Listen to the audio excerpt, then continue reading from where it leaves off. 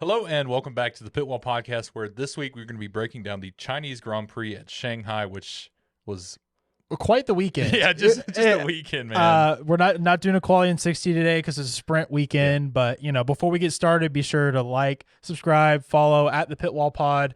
Really means a lot. And this was just one of the more wild weekends of F1. Yep. And I don't even know where to begin. But let's just jump right into somewhere. How about the grass fire in oh my gosh, in practice and in sprint qualifying?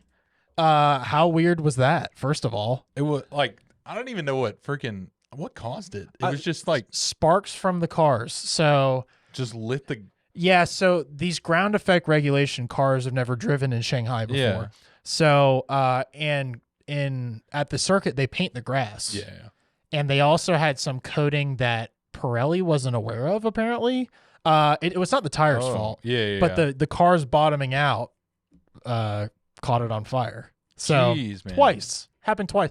And I thought I saw it because I was watching and I was like, was that a lockup? Wait, that's a lot of smoke. And then they were like, there's a fire at turn 7. Yeah, there's just a patch of burnt ground. And I don't know about you, man, but I was like, this is bad. Like, I thought it was going to spread. Like, I was very concerned. Like, not even about like, oh, we're not going to have a race or something. I was just like, this whole circuit could burn down. Yeah. So first time back in there, they're going to burn it down. So it rains in the first practice. Sorry. There's fire in the practice. Yep.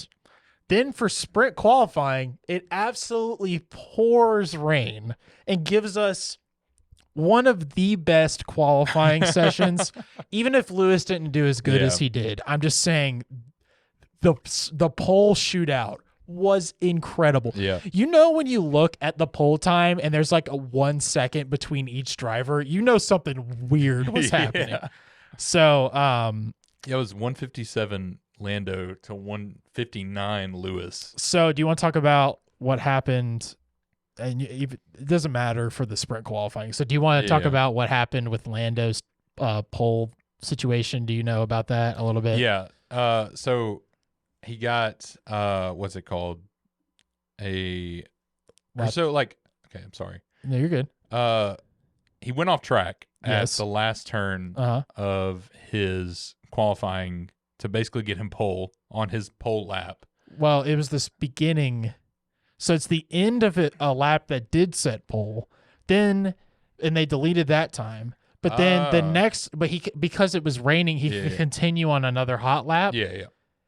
And they initially deleted that time because at tracks like Austria, some others, that would help you. Yep. But at this track, it hurts you.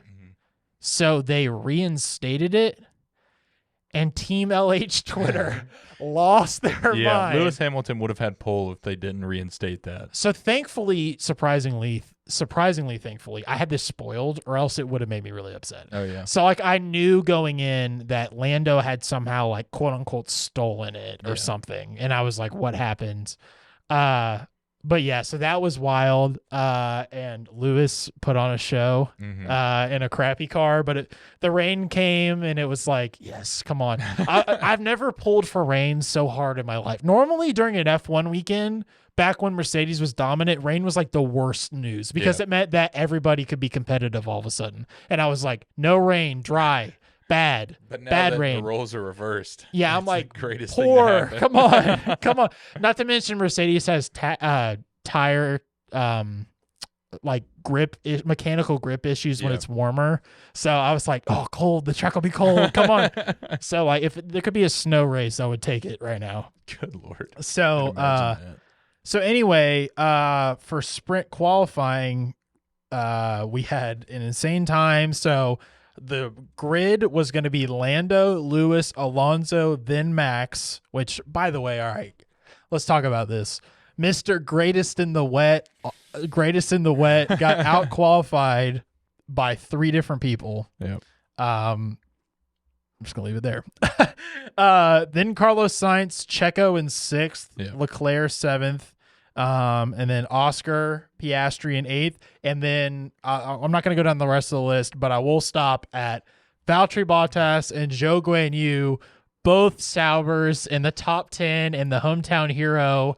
Watching the crowd react to Zhou this weekend, it was insane. It was almost emotional to watch. Yeah. Like, it made you just really appreciate, like, all right, you know what? All of us are talking about Red Bull and all this stuff. Like, we got to get this 10th here and the slow speed, like all this stuff. Yeah. But like F1 matters. Every single driver matters to somebody. Yeah. And there was, I don't know, 50,000 people there for Zhou. Yeah.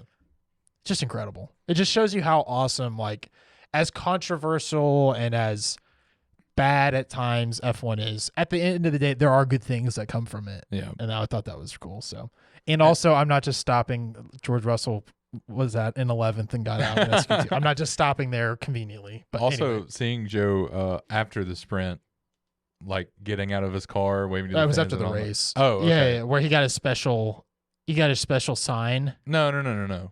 I thought he did. No, after his the special sprint. sign was after the race. I must be thinking of something else. Unless we're talking about two different instances. You're talking about where he Maybe. got out and they were cheering and he got to the ground and started like crying. Yeah. Right? Yeah, that was after the race. Oh, okay. Well, yeah, they my gave bad him then. a special board that said Zhou on it. Gotcha. They should do that at every race. Every race where you're a hometown person, you should get Something that. special. Yeah. Silverstone, there's like 4 people. Yeah. See, I think the thing is the British driver, it gets weird because like the British people just want them on the podium. Yeah. So they're kind of like, if they're not on the podium. Lewis can just claim Brazil. Yeah. Oh, that's true. Oh man, that reaction would be insane. Oh yeah.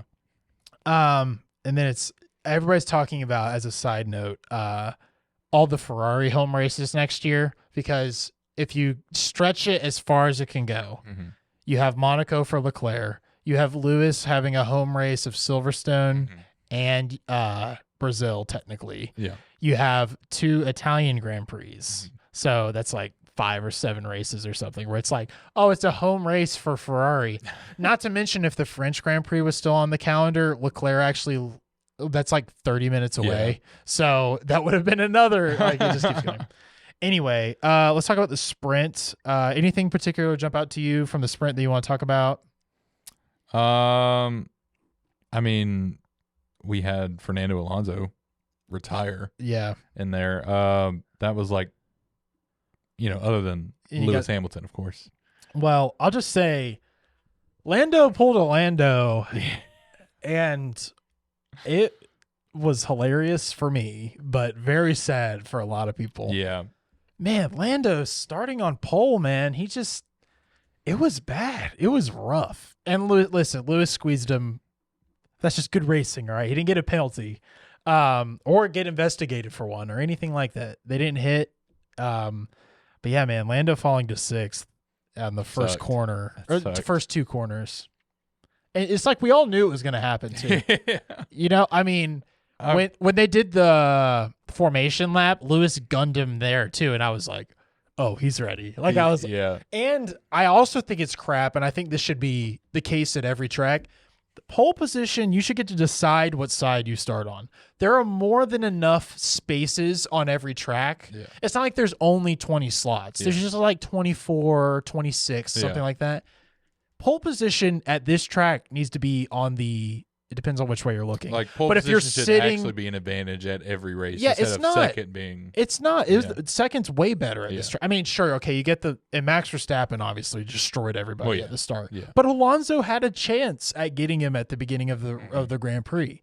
So, dude, I don't know. It makes no sense to me. There's so many tracks. I mean, you could even make an argument. Pole position should be able to decide where they start on the track. So you could say if they want to start in 20th, why not? So like in Mexico, like you could. I'm not saying anybody's ever done this, but there is an argument to be made to tank your lap to be in 3rd, not in 1st.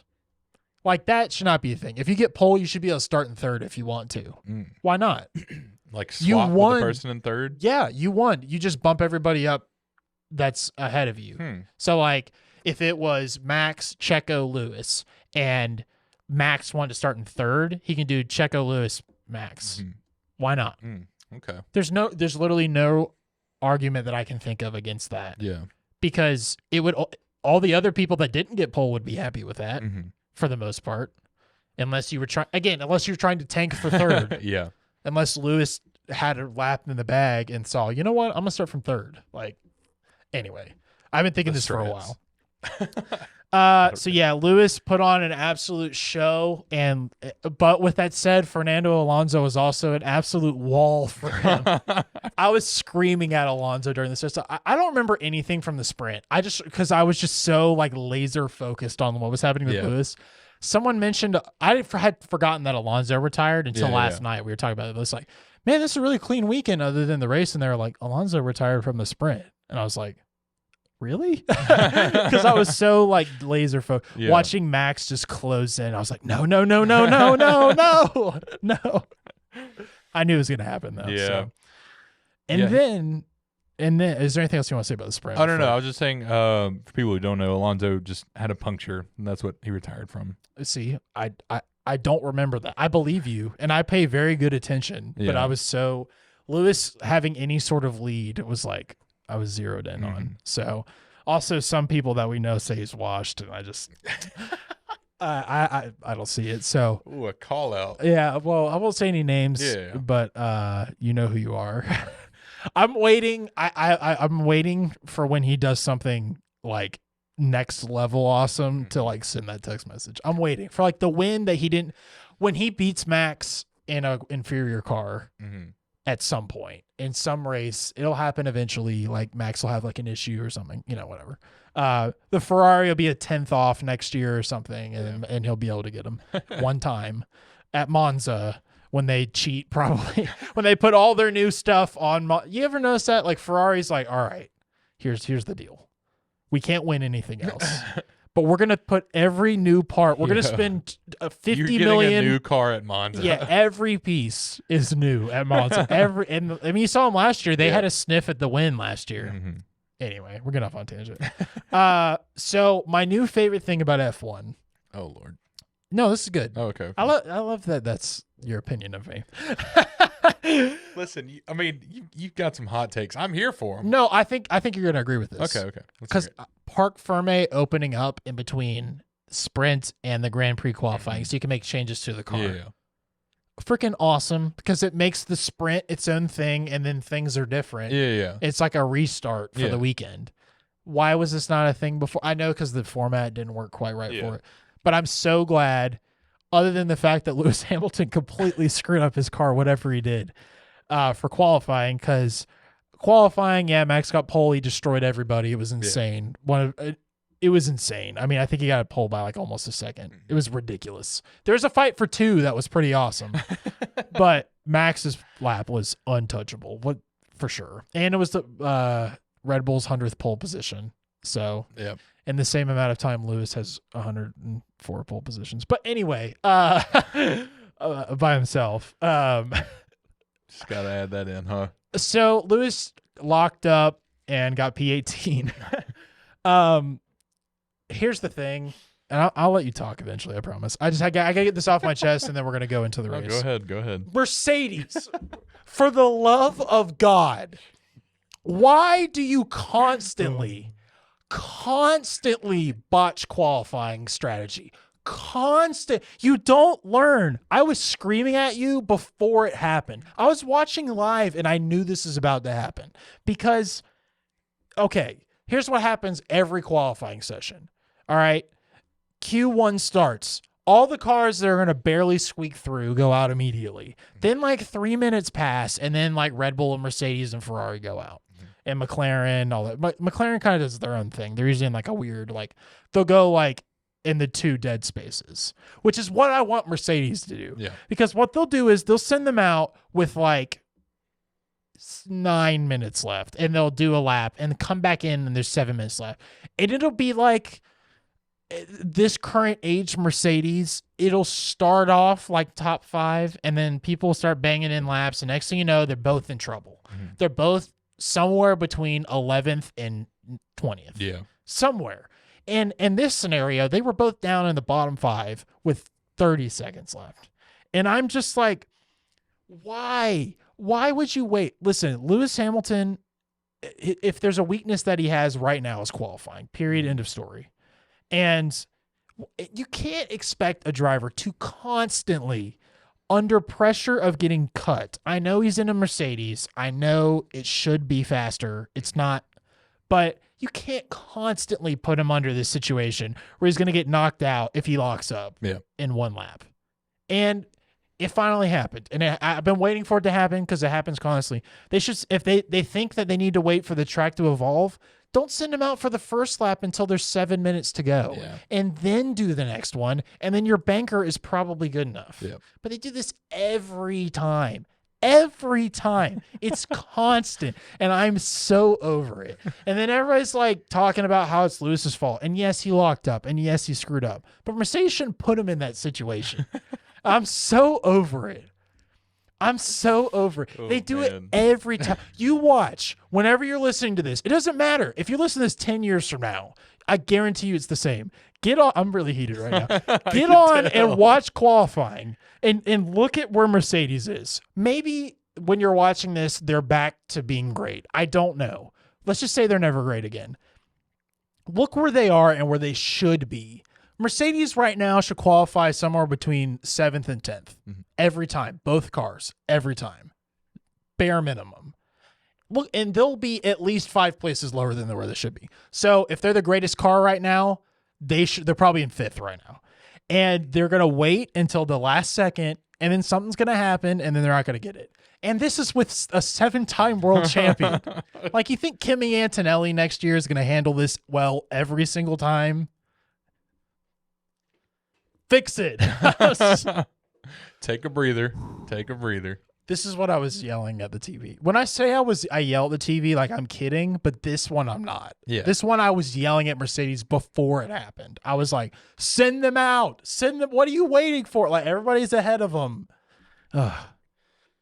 Anyway, Dawson, talk about the race for a second. It's fun to watch this, you know. Dude, like, to see you get visibly angsty and heated. Like, I know it's not good for you. You know, your mental health is wavering right now. But I hit the wall, dude. I was mad because it's just like it's completely Mercedes' fault. Yeah. Again, yes, Lewis screwed up. I will say that as many times because everybody does. Max locks up sometimes. Yeah. Like he doesn't. He didn't get pole in the sprint qualifying because he didn't have the greatest wet lap. But he won the race. Yeah. Dude. So anyway, it set Lewis up for a goated performance in the race, but oh my God. Well, I can't handle it. Anyway, take us into the race. Do you have anything else left for qualifying before I say? Okay. I'm done. I'm ready for the race. Checo finished P2 in qualifying.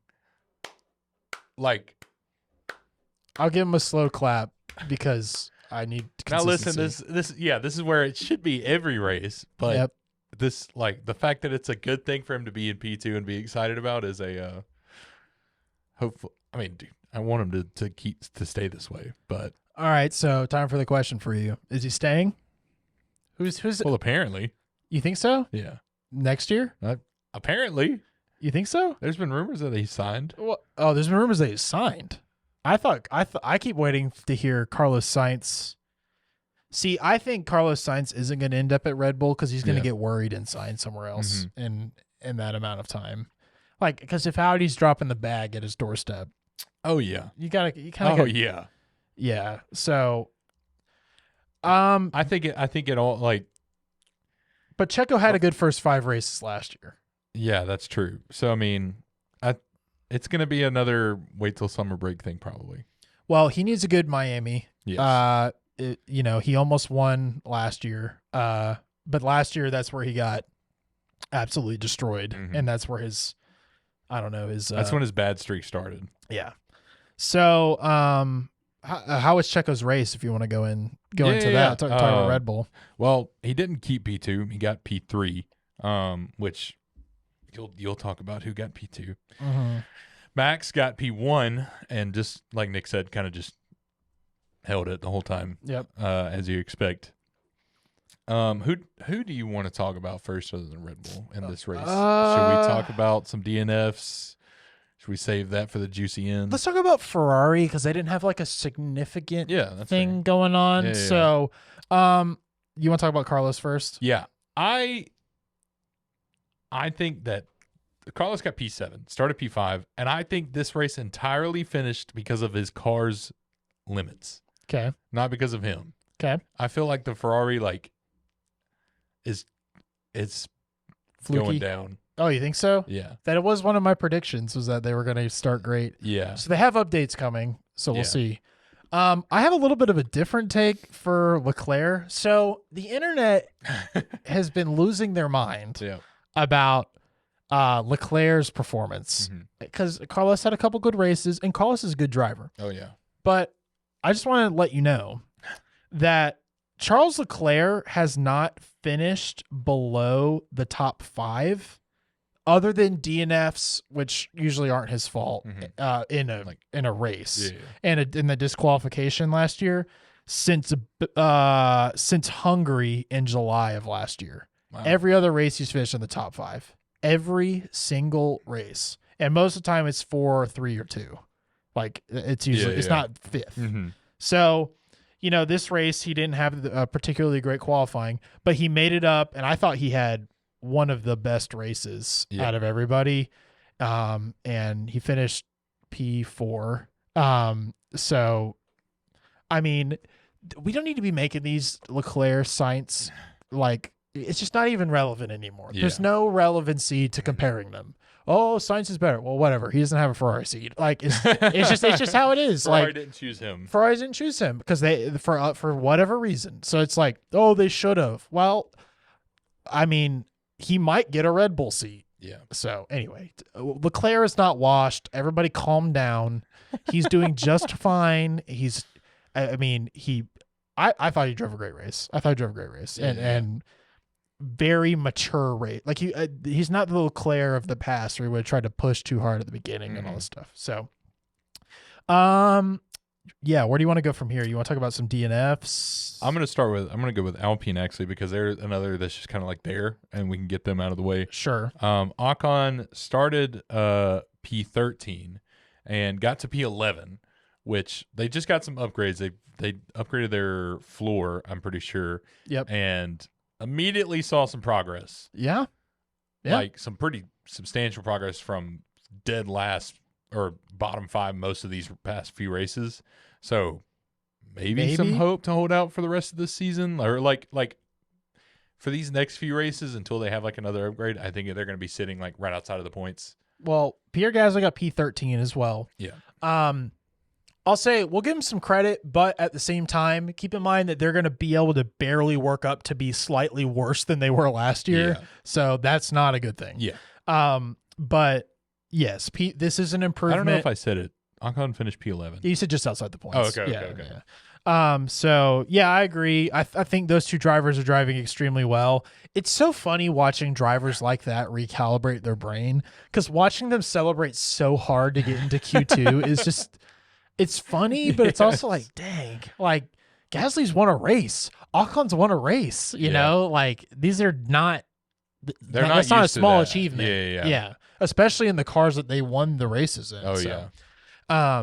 Anyway, yeah, that's a good one to get out of the way. Do you want to talk about Williams? Yeah, sure. Okay, I feel like that's another like. Yeah. Sargent is P17, and like probably for like the 15th time I've said this, he finished dead last of the cars who actually finished. Yeah. I mean, the axe is coming. Yeah. Yeah. Yeah. The only thing that can save them is like they have, I forget what the number is, but it's like 70 or 80% of their sponsors are American based. Yeah. That's going to be a rough thing to get over. Is but Duracell? I think they're American based, and if they are, they're doing a giveaway right now to meet Alex Albon, not Logan Sargent. Oh, okay. And even that's like, maybe they're starting to get it. So it makes me really wonder, like, did they keep Logan around because is an American manufacturer? So the sponsors might be like, oh, we want Logan. So then James Vowles is like, here's what you're gonna get if we keep him around longer. Yeah. I mean, I really like Logan, but it's just if it was not if it wasn't an American, we'd be saying get him out of here quicker than what we are now. Yeah, I told Kendra, our Williams friend, that I was like, my time of protecting him is over. Yeah. Like he's got to go. Right now, there's nothing I see. His absolute last shot for me is the next race. His home race in Miami. Last year he crashed, or he hit his wing on the first lap. Never even had a chance. So I'll give him one more shot. But if he doesn't show any sort of similarity to Albon, wherever Albon finishes at this race. Now, Albon's not having a great season either, but Yeah. Albon's shown that he could in the car that he has, whereas Sargent is very consistently plumb last. Yeah, because Albon split the Alpine, so he's in P12. Yeah. Again, Williams isn't having the greatest season ever, and they're starting to get some separation with some other teams that are down there. But I think with some updates and stuff, maybe Albon can start sniffing some points. And even Albon's P12, out of the people who DNF'd, who we'll talk about, he still could have ended up in P12. Yeah, I think, whereas Logan Sargent would have probably finished last still. Yeah, likely. I think worst case scenario, he would have finished 14th. Yeah. Behind the RBs. Mm-hmm. Yeah, man, it's rough. It's rough to watch. I think the only other thing that might be able to save him is if the driver market gets kind of insane, because if Mercedes doesn't pull somebody that's on the current grid, they'll pull up Kimi Antonelli somewhere. And then it's well, maybe Logan gets another season somehow, or another shot. Because I don't think they're going to take Mick. It's who are they going to take? You know, it gets into that territory. So because it seems like Mercedes has enough of a voice there, where if Mercedes gets Carlos Sainz, for instance, well, Antonelli is going to be in that Williams seat. I can guarantee. Yeah, for sure. So I mean, he did a test last weekend. So for Mercedes within the W12, which is a bad car to start him in, because he's going to think, oh, wow, this is awesome. Oh, just you wait. You're gonna miss your F2 car. You're gonna miss your F2 car. It's actually competitive. Hey, I'm very realistic. I'm very depressed Mercedes fan. That's one thing when we were talking to the guy you just called out. Yeah. I was like, Nick's a very what did I say? Realistic. I said competent Mercedes fan. Yeah. But realistic is probably a better word. If Lewis Hamilton wasn't in the team, I think I'd have no blind spot about them right now. Yeah. It's just Lewis that I'm but he proved himself to me this last weekend. Every time even I am well, maybe his glory days are behind him. He does something like this last weekend and I'm all right, he can still win a race. All right. Let's talk about some of the DNFs. So, well, actually, let's talk about Haas first, and then we'll talk about some of the because it's a little bit of both. So yeah, we can go and talk about Hulkenberg. Well, Hulkenberg is single-handedly helping me beat the crap out of you in our contest. By the way, I'm 6 points ahead of you, which is 6 points finishes. So it's at the point now where I can't lose in a single weekend, basically. Yep. And I'm very excited about it because I'm in the lead, which means I drafted well. But yeah, he finished in the points. Haas delusion syndrome is so high right now. It might be the highest it's been in a long time. And they're about to bring updates. I mean, come on now. I believe in Hulkenberg. I believe in Hulkenberg. I think K-Mag's. Yeah, K-Mag is. He's there. He's there. But I mean, if I was Audi, I'd be looking at Hulkenberg. I used to say, why does anybody want Hulkenberg? I like him, but he's never gotten a podium. I don't know. He just has this driver resume that makes him seem like he's a bigger driver than he is. But anyway, yeah, he got a point. Let's go, Haas. They're still P7 in the championship, but they're coming. They're coming. So Magnussen finished P16, which this is where the DNF start. He crashed into Tsunoda on lap 27, which was avoidable. Yeah, so will you explain a little bit more about that? I mean, how did it go down? Because that's something that I know he's my driver, but from what I understand, it was not a racing incident, but it wasn't what Lance Stroll did, which is what we're going to talk about. But it was a very rough day for RB, I will say. Well, this is what we're talking about. It was turn 6 on lap 27, and basically Magnussen just not as bad as Stroll, but just kind of made an oblivious mistake and spun Tsunoda out, which caused right wing damage and a full puncture on a tire. So he had to retire. And that was the lap after the safety car restart, right? Or so or 2 laps maybe. It was in between the 2 safety cars. Yeah. So yeah.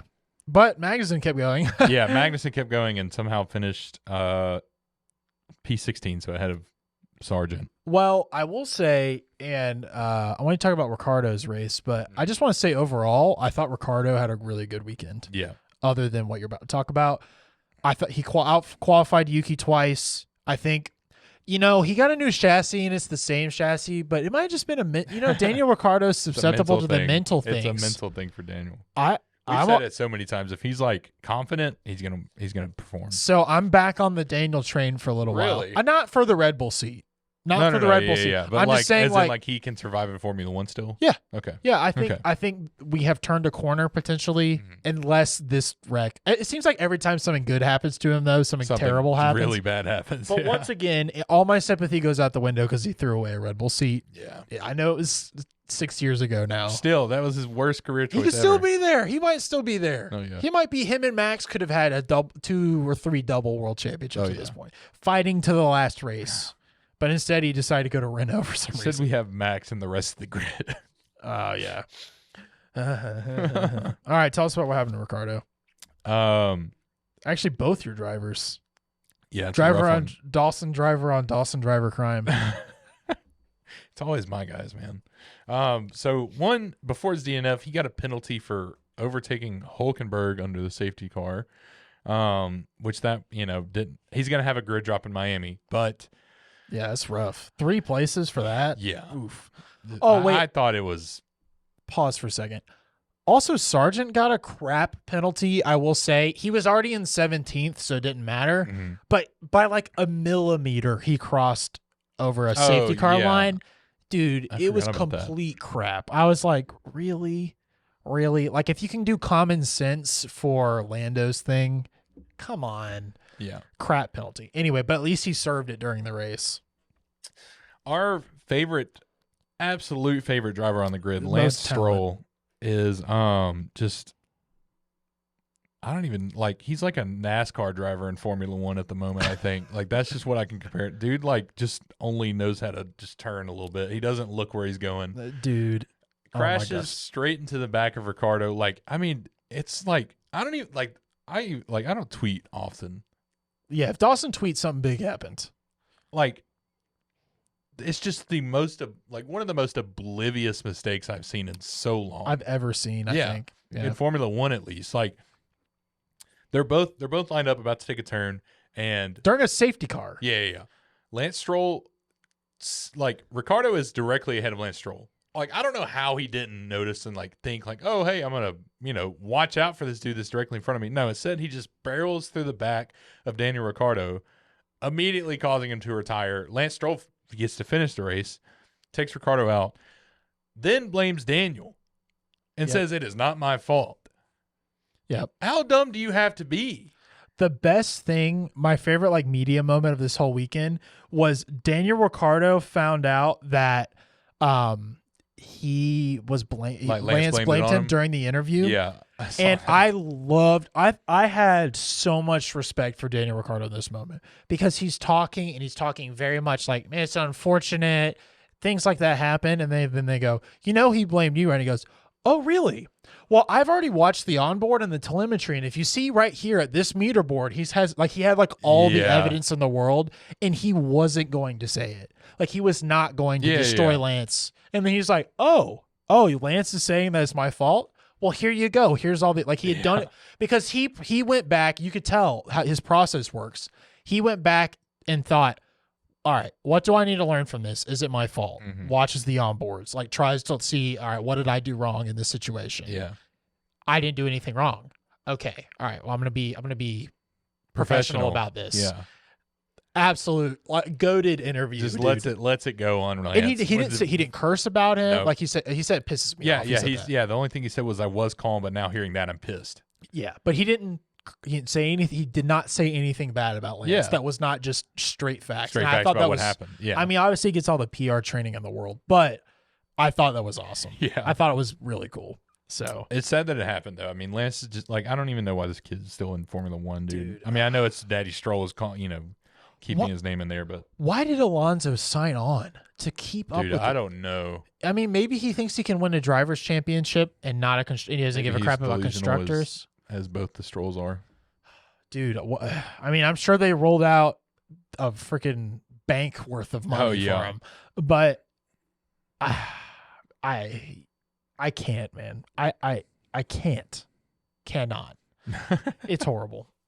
So I don't even know what to say. Like everybody's been so outspoken about Stroll. It's just like, I don't know. When is it gonna be enough? See, I was like, I was starting to think like, man, F1 needs a way to like ban drivers. So I'm like, but they have that with penalty points. He just somehow is never. And again, it would only be a race ban. Mm-hmm.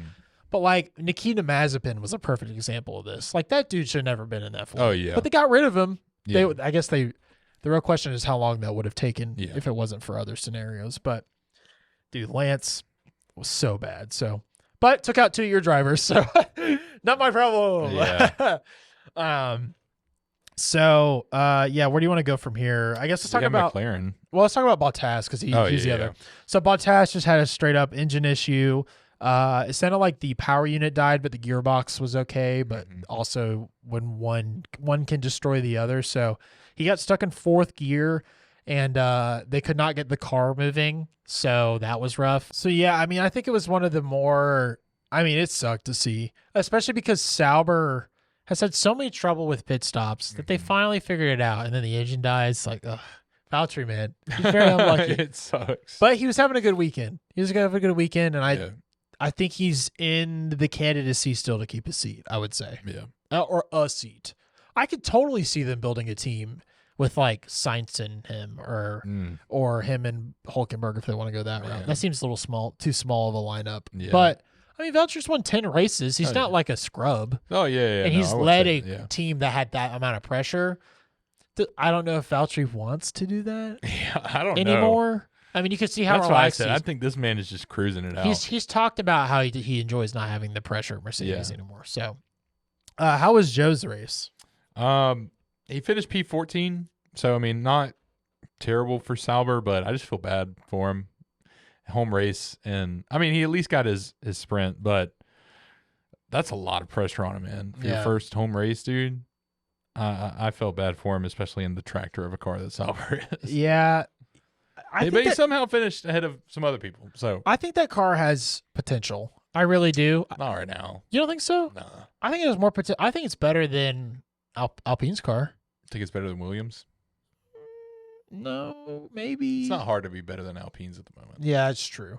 I think if they got a couple upgrades, they could get a few points here and there. Yeah, I'm saying right now, I just don't see Alpine's the only truly bad car right now. Yeah. And now that they have this new floor, I would say there's no truly god-awful car right now. There's cars that are maybe should have been a top team and are running like 4th right now. That might not be the greatest car. But like, I'm just talking about like Red Bull didn't build a car that can't even fight for 20th right now. Like there's no situation like that. So, but I don't know. I think Sauber's going to have a better season going forward. I hope so. That's a team. I love Joe. Also, just got to say, livery's growing on me. Really? Yeah. You hated it. I know. You absolutely destroyed it in our group chat. Listen, all right. Like the second it came out, you said, "What is this?" I'm wrong. The reveal was terrible, so that's made it bad. Okay. Because I watched the actual livery. I watched the live stream. Yeah, I did too. And it was 30 minutes or something before they showed the car, and it just like the weird creepy gothic. I mean, I could have drawn the livery for you before they even revealed it. Just seeing Kick's colors. Okay, so here's the thing. I hate it from the side still. Yeah. But when it's driving straight at you, it looks kind of good. With the front wing, I know what I said. I don't disagree with you. I'm just like shocked at you were the most outspoken of this. You were more outspoken about this livery than you were last year's McLaren livery. Oh, I hate that McLaren livery. So that's why I'm shocked. The weird S on the side, I don't like. The stake? It's not even. I don't even know if it's supposed to be stake. It's just like a paint stripe. Yeah. Ugh, just get rid of that. I think if I just forget Alfa Romeo. Alfa Romeo had a beautiful livery at the Italian Grand Prix last year. Yeah. If I forget that exists. The other thing is, and people have been making fun of it, but it's actually true, you can see them in the back. Like you can see them coming. Like you know who they yeah, are. yeah. I mean, And that's there's true. something to that. Yeah. Like you look in the, you're like, is that a Haas? Like, you know, you're Yeah. like, but like that's a Sauber. Yeah. You see it coming. Yeah. So I'm not saying it's still 9th or 10th in my list Yeah, for this yeah. year.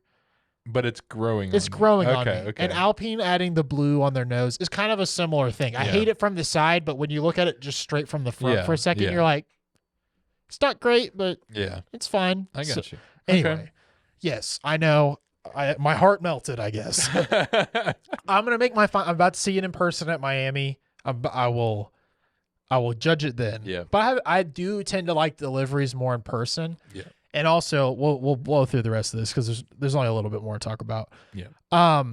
Also, we haven't seen it yet as a recording of this, but Ferrari's gonna run a blue livery at Miami, and I'm like, what? First of all, I was really excited to see the Ferrari livery in person this year, so I'm very disappointed. But also, what? Dude, Are they going to wear blue overalls? I hope so. Dude, I mean, maybe it's kind of like, it'll be like remember they were supposed to have a yellow livery 2 years ago and then ended up just being a splash. Yeah. But that would look horrible. Like, can you imagine that blue that you're wearing right now on the side of the Ferrari? Okay, not this blue. But that's like HP blue, isn't it? Because it's supposed to be an HP sponsor. Yeah. That's basically right. You wore the perfect shirt for this. Like, oof. This blue, no. I don't know what they're If going to do. it was like I mean, it's a meme, but the Dynaco blue from Cars. If it was that blue, all right. wouldn't If it's look that, bad. if it's that blue, I could get around. yeah. That could actually be fine. I hadn't considered the Dynaco blue. Yeah. But I'm surprised you haven't seen that meme. They ran a blue. Well, I haven't been on my phone much today. Okay, fair enough. They did run a blue like years ago, Mhm. probably in the 70s, I think, and it was a darker blue than that, Yeah. like a navy. And it looked okay, but again, when it's a Ferrari, you're like Charles Leclerc in a blue car. What's Was it going like on? this? Yeah. Yeah. See what I'm saying? So like Yeah. that it might be okay. See, I wouldn't like that on their current car design. I You think know- it would have to be like Before Hewlett The and baby Packard had blue. even met. So, anyway, let's get back into it. we should have McLaren now. Yeah, sure. Let's talk about McLaren. Go and give me Oscar. Finished P8, starting from P5. So Piastri also got caught up in the Ricciardo. I don't know how he stall. didn't DNF. I don't either. Yeah. But somehow also finished P8. Ricardo basically Stroll just basically punted Ricardo into Piastri Yeah. from the wreck. So I'm, like you said, I'm shocked he didn't also retire. Like, this was pure luck that he didn't have a puncture, crazy damage. I mean, it was insane. Well, McLaren just overall had a better weekend than I Mm-hmm. expected this weekend. I think everybody expected the tire deck and this track to Yeah. not suit them. I mean, Lando got P2. He benefited from strategy, but also I think he genuinely earned it. Christian Horner said that Checo should have had P2 if it wasn't for strategy, but I think Checo had the opportunity and just didn't get it. So, and also, double podium, poor Red Bull, suffering so much. Yeah, dude, I thought Lando's race was very solid. Oh, yeah. I will say the most disappointing part of the whole weekend for me was Max didn't put the trophy on his neck. I know, dude. I was so upset when he didn't. Did you see the picture? I don't even know if I sent it. Talking about the Red Bull. They're engineers? hooping it? Yes. How bored are they over there? They're just banging in 2-second or sub 2-second pit stops. Dude. 2. I wrote it down. 2.1, And 2 2.0, Yeah. 1.9, 2.0. Yeah. Yeah, that's exactly insane. unbeatable. Not the greatest double stack I've ever seen, but probably the second best. Yeah.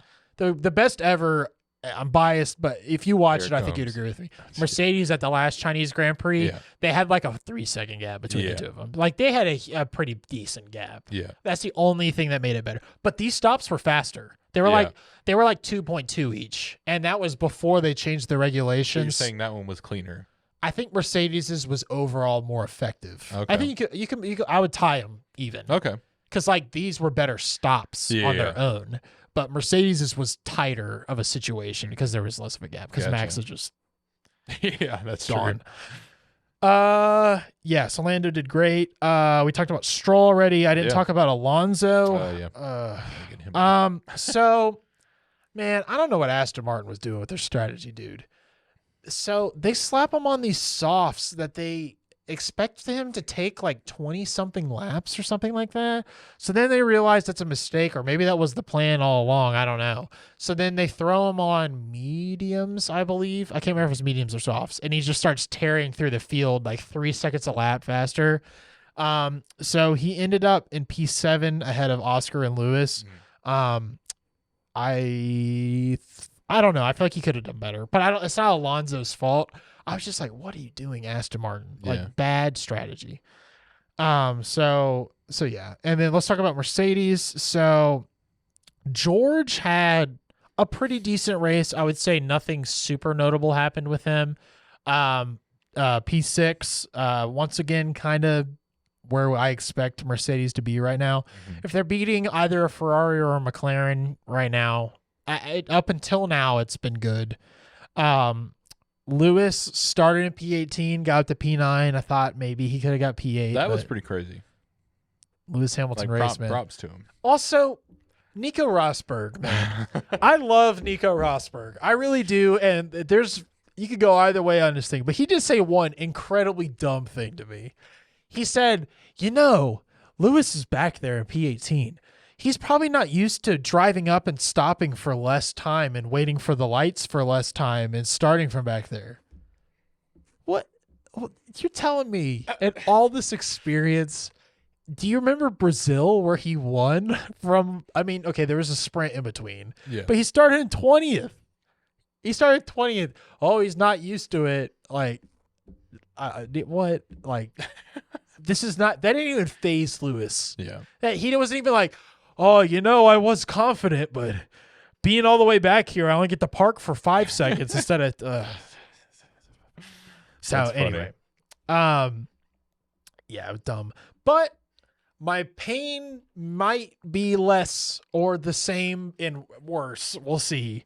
But Mercedes is bringing a new floor to Miami. They have moved up their upgrades one race because I think they decided, even though it's a sprint race, they can't suffer this terrible car anymore. So they have major upgrades coming for each of the next couple races. So I think Imola is bigger. They're bringing like some of the main pieces to kind of like stabilize everything. Yeah. So I think we should get if Mercedes sets it up right in one practice session, which kind of all comes down to whether or not there's a crash. If they set it up right, I think we'll actually get a real look at what Mercedes will potentially be. Even if they can just sniff like a top 5 consistently, you could be like, okay, with a few more upgrades, maybe by the end of the season, they'll be fighting for some podiums. Like, I'm just saying that could happen. No, yeah. I'm not saying I think it's going to happen. I genuinely don't know. It's a possibility. But a new floor sounds good to me. Fixing the inconsistencies sounds good to me. So that's what I'm hoping for. And with that said, give me your winner or loser of the race. Loser is going to be Ricardo. Yeah. I mean, it's terrible after a decent weekend. Winner, probably Hülkenberg, honestly, dude. Yeah. I'd say, he deserves it. I'm going to give my winner to Lance Stroll. God. Because something that we totally didn't talk about was him and K-Mag had an absolute dogfight for P18. So I'm going to give it to both of them as the winner for giving us some of the most interesting and yet useless track action that literally only could have caused a safety car to have any sort of impact on the race. And I was shocked it didn't happen. And my loser is also going to be Lance Stroll for him being himself and just being. Yeah, that's fair. That's all you have to say, really. Just get him off the grid. Get him off the grid. There's so many people in the Mercedes power unit family that could be in that car. It's crazy, man. It's it's abysmal. It's how is he still here? Because like Daddy Stroll, baby. Daddy Stroll. That's the only answer. I mean, his two priorities I don't know how long it's going to take him to realize that they don't align. He wants to win a world championship and he wants to win with his son. Those are two different things. Yeah. I think he thinks they're one. Yeah. It's not going to happen. Aston Martin's not going to get their act together enough to win a world championship in the time that Lance is there anyway. But how long is this going to go for? I mean, we could have 6 more years of this. Yeah. I wouldn't doubt it if we did. Easily. Yeah. It's going to take Lance deciding he wants to retire. Mm-hmm. And he keeps being all aloof, and he hasn't signed or whatever, but good God, man. Like Carlos Sainz is sitting there waiting for a team like that with someone with that deep of pockets to sign him. Dude, I want Carlos to go to a winning team. I think Red Bull's where he deserves to be. Yeah. For sure. But dude, I think we would have a serious if Red Bull is still ahead, I think we would at least have a serious dogfight between 1 and 2. I do. I think that Red Bull used to think we needed a number 1 and a number 1 driver, and I think they've realized this is not possible with Max. So there has to be someone that can cope.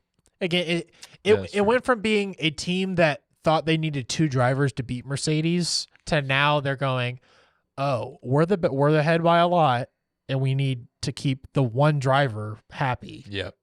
And I mean, there's always a possibility that Max could go somewhere else if he doesn't like who his partner is. I was about to say, imagine they get Sainz and then he leaves. What if Sainz just beats him?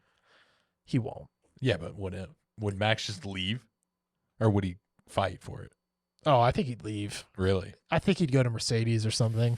Ooh. Toto keeps acting like it's a possibility, and I'm like, if I wake up one morning and Max is going to Mercedes, dude, the driver market would be absolutely insane. Oh, yeah. It'd be in shambles. Can you imagine waking up next year and it's Max driving a Mercedes? Also, Red Bull's losing their mind over these engine regulations, and it leads me to believe that Red Bull's going to build a better aero car for the 2026 regulations because they're not that different. But the engine. Yeah. It's interesting. I'm a little worried, but Red Bull's definitely the right choice for Max, but it's not by as big of a margin as you'd think. Mm-hmm. You know what I'm saying? It's not like Ricciardo going to Renault. It's not that bad. Yeah. And I think if this was 1 year later, Max would be seriously considering it. Yeah. But I think the timing isn't quite right. So we'll see. But man, if Red Bull has to find someone other than Max, if Max decides to go, I don't know when he'll decide, but I don't really know what Mercedes is going to do, honestly. I don't think there's a good option anymore. I don't think Carlos is a good option. I think Antonelli's too young. Mm-hmm. They just really need Lewis one more year, I think. Yeah. But they don't. So, and honestly, they're putting me at peace with them moving with how bad they've been. Yeah. So, watch these upgrades. All right, we'll wrap up after this. Watch these upgrades make them faster than Red Bull somehow. I'm not saying it's going to happen. I'm not Mercedes. Yeah, I'm kidding. Yeah, I'm 100% kidding. But how hilarious would it be? Not hilarious, painful. Yeah. If Mercedes builds the fastest car and they wipe the floor with the rest of the competition for the rest of the year, Lewis wins a world championship and then leaves. That would be insane. It's not going to happen. Yeah. But on the what percent chance? 0.00001% chance. It's theoretically possible. Yeah. That they somehow a floor fixes all the issues. Well, then it's also theoretically possible that Lance Stroll wins a world championship.